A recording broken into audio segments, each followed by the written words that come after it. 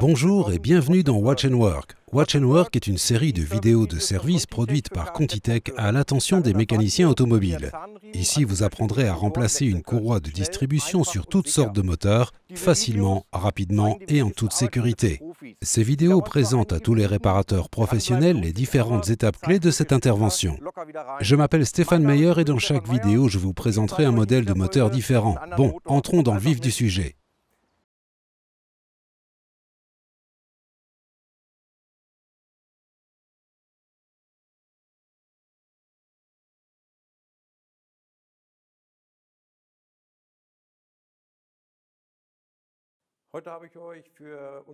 À l'occasion de nos semaines spéciales véhicules asiatiques, nous vous présentons aujourd'hui un moteur de Suzuki Baleno, un bloc d'1,6 litre de 98 chevaux, portant le code moteur G16B. Pour ce moteur, nous allons utiliser notre kit de distribution CT757K1.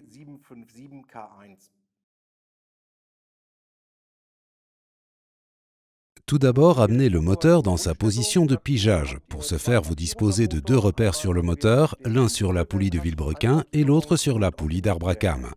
Observez attentivement la poulie d'arbre à cames. Elle comporte deux repères. Nous utilisons comme repère le E inscrit au sommet de la poulie. L'encoche doit être alignée avec celle située ici au sommet en position 12 heures environ. Un trait est représenté sur l'une des dents de la poulie de Vilebrequin.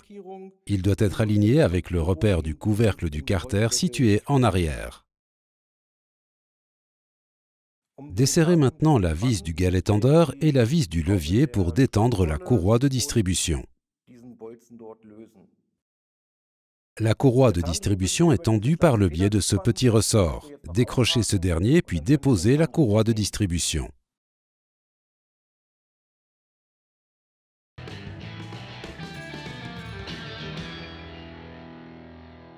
Soyez bien attentifs. La position de montage de ce galet tendeur est bien particulière. Veillez à insérer correctement cet ergot dans le galet tendeur. Nous avons ici un petit alésage. Cet ergot doit s'y engager. Attention, un défaut de montage ou de positionnement est ici possible. Le galet tendeur est alors inopérant et ne peut pas agir sur le levier.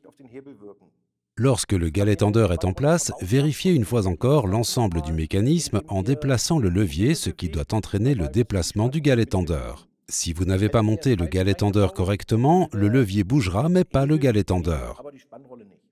Il est temps maintenant de monter la courroie. Nous commençons par la positionner au bas de la poulie de Vilebrequin, puis nous poursuivons dans le sens inverse des aiguilles d'une montre en la faisant passer autour de la poulie d'arbre à cames du galet tendeur pour revenir à la poulie de Vilebrequin. Avant de procéder à la repose des pièces, faites accomplir manuellement 2 tours au moteur dans son sens de rotation, puis contrôlez les repères d'admission et d'échappement.